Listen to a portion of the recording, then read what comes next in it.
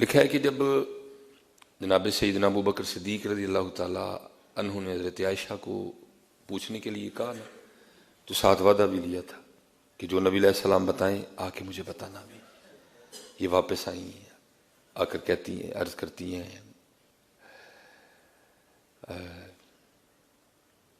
جناب صدیق اکبر رضی اللہ تعالیٰ عنہ کی بارگاہ میں کہ اللہ کے رسول علیہ السلام نے فرمایا ہے کہ اس رات اللہ نے مجھے کہا تھا میرے محبوب میں نے خود پہ لازم کر لیا ہے، میں اس شخص کو بغیر حساب و کتاب کے جنت میں داخل کروں گا جو کسی کا ٹوٹا ہوا دل جوڑ دے گا۔ اب لکھا جناب سیدنا صدیق اکبر رضی اللہ تعالیٰ عنہ رو پڑے۔ جب حضرت عائشہ صدیقہ رضی اللہ تعالیٰ عنہ نے ابو بکر رضی اللہ تعالیٰ عنہ کو روتے دیکھا نا، تو فرماتی ہیں ابا جان آپ کیوں رو رہے ہیں؟ آپ تو دل جوڑنے والوں میں ہیں، آپ تو دل جوڑنے والوں میں، آپ کیوں رو رہے ہیں؟ آپ نے فرمایا عائشہ تو نے تصویر کا ایک رخ دیکھا ہے، دوسرا نہیں دیکھا۔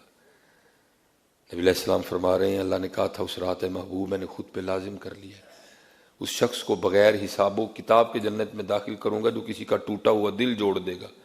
عائشہ اگر ٹوٹا ہوا دل جوڑنے پہ اتنا بڑا انعام ہے تو پھر جو دل توڑے گا پھر اس پہ اللہ کتنا ناراض ہوگا۔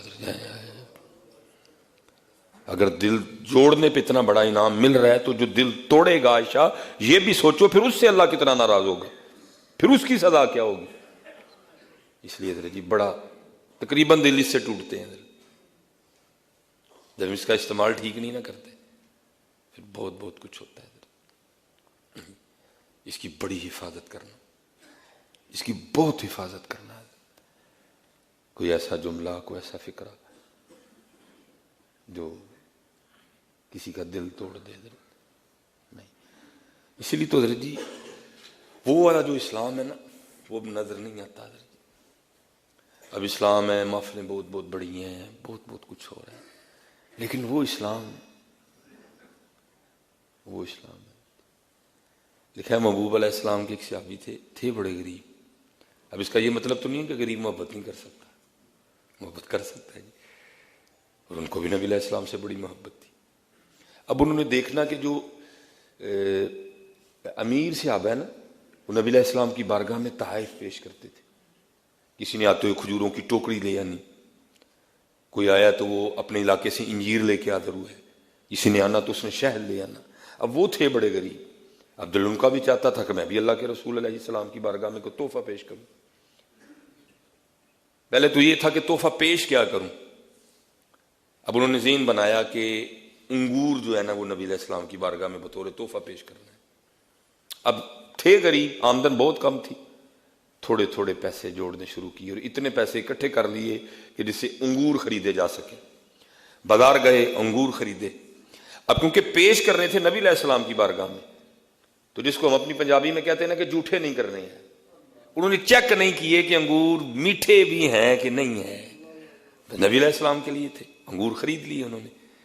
نبی علیہ السلام اس وقت مسجد نبوی شریف میں جلوہ گر تھے، صحابہ حاضر خدمت تھے، انہوں نے آ کر نبی علیہ السلام کی بارگاہ میں انگوروں کا تحفہ پیش کیا، محبوب یہ قبول فرما لیں۔ نبی علیہ السلام نے قبول فرمائے۔ آپ نے اس میں سے ایک انگور توڑا، اس کو تناول کیا، پھر آپ نے ایک اور انگور توڑا، اس کو بھی تناول کیا، پھر ایک اور انگور توڑا، اس کو بھی تناول کیا، یہاں تک کہ جتنے انگور تھے اللہ کے محبوب نے تنہا ہی تناول فرما لیا۔ اب حضرت جی ہم ہیں دنیا دار،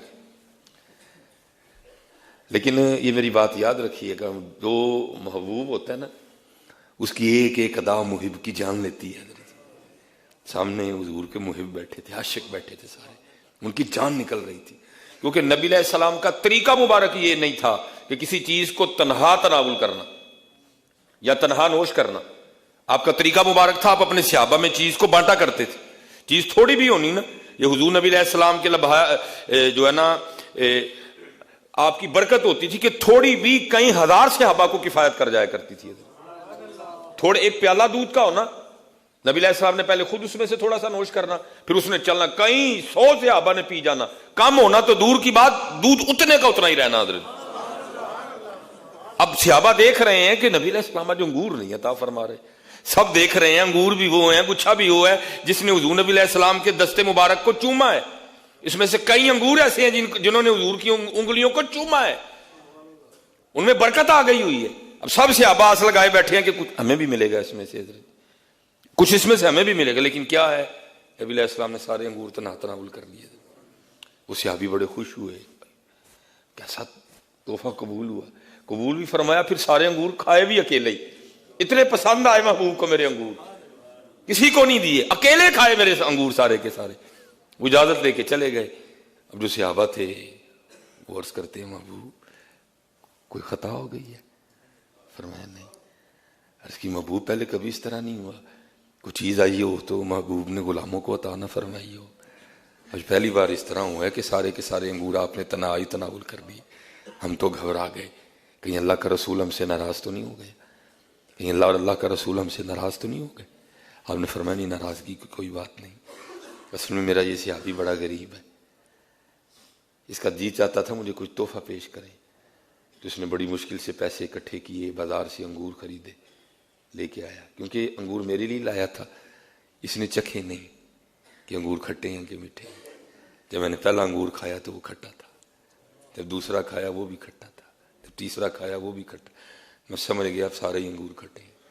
تمہیں اس لیے نہیں دیے، اگر تمہیں دیتا تو ہو سکتا ہے کھاتے ہوئے تمہارے چہروں کے زاویے بدلتے، یا تم میں سے کوئی بول ہی پڑتا ہے کھٹے انگور لائے ہیں، وہ تو دل ٹوٹ جانا ہے، اس کا تو دل ٹوٹ جانا تھا. میں نے صرف اس کا دل رکھنے کے لیے سارے کھٹے انگور تناول کر لیے. وہ نبیوں میں رحمت لقب پانے والا. اب ہمارے بچے بدتمیز ہیں اور ہم پتہ کہ نہیں بولڈ نے بڑے بدتمیز نے، کوئی ادب لحاظ نہیں ہے ہمارے بچوں کو، اور ہم بڑے خوش ہیں.